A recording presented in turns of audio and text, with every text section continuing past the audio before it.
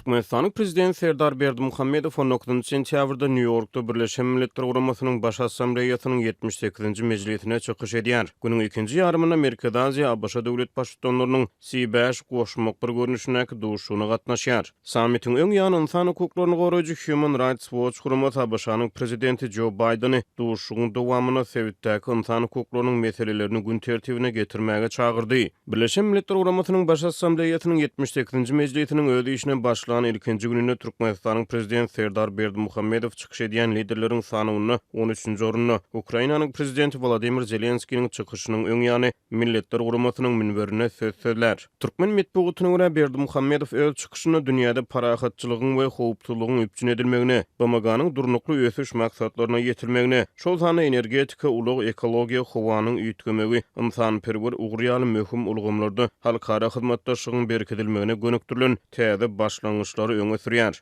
Berdimuhammedow günüň ikinji ýarymyna başanyň Birleşen Milletler Guramasynyň missiýasyny Merkezi Aziýanyň 5 ýurdanyň, Gazagystanyň, Kyrgyzstanyň, Özbegistanyň, Täjikistanyň hemde Türkmenistanyň döwlet başçylarynyň ABC-nyň prezidenti bilen geçirýän C5 goşmak bir görnüşindäki duşugyna gatnaşýar. Bu duşuk bilen ABC-nyň iş başyndaky prezidenti Merkezi Aziýa ýurtlarynyň liderleri bilen ilkinji gedek duşuşýar. Bu ilkinji gedek geçirilýän prezident sammiti bolup ýolbaşçylary Sewit howpsuzlygyndan sögda we ara gatnaşyga, howanyň üýtgemegini, dolandyryşy we kanunyň hökmrawanlygyny gowlandyrmaga gönükdirilen özgertmeler içinde aralykda bir topar meseleni ara alyp maslahatlaşmagy mümkinçilik görer. Diýip Aktamyň howpsuzlyk geňeşçisi Jake Sullivan sammitiň öň ýany 18 sentýabrda jurnalistler üçin geçirilen medeniýet ýygynyny aýtdy. New York'ta ýerleşýän insan hukuklaryny goraýjy Human Rights Watch guramasy sammitiň öňü tyrasyna çap eden beýanatyny ABC-nyň prezidenti Joe Biden'y Sewit liderleri bilen geçirjek duşugyny insan hukuklarynyň meselelerini gozgamaga çagyrdy. Birleşen Ştatlaryň prezidenti Joe Biden sişenbe günü 19 sentýabrda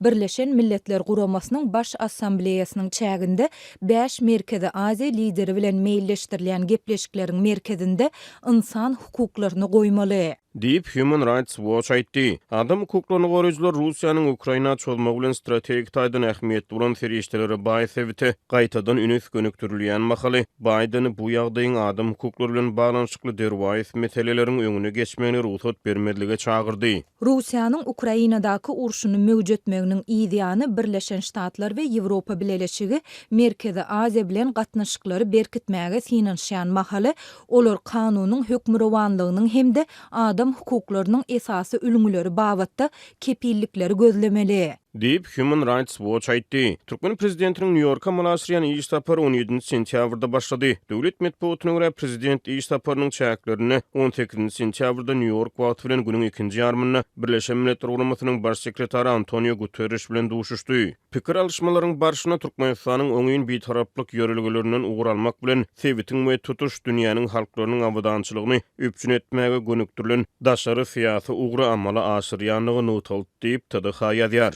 Şeýle Berdimuhammedow duşanma günü bütün dünýä Sewda Guramasynyň baş direktori Ngozi Okonjo-Iweala bilen duşuşdy. Türkmenistan bütün dünýä Sewda Guramasyna goşulmak tagallalarynyň çäklerini 2020-nji ýylda bu guramadan 3-nji derejesini, 2022-nji ýylda işçiň 3-nji derejesini aldy. Döwlet medeniýetyne görä prezident Berdimuhammedow şol gün New York'da Ýewropa Bileşiginiň başlygy Charles Michel bilen hem duşuşup gatnaşyklaryň esasy ugurlary we bar bolan köp ugurly mümkinçilikler babatda hyzmatdaşlygy mundan beýlekde ösdürmegiň geljegi barada pikir alışdy.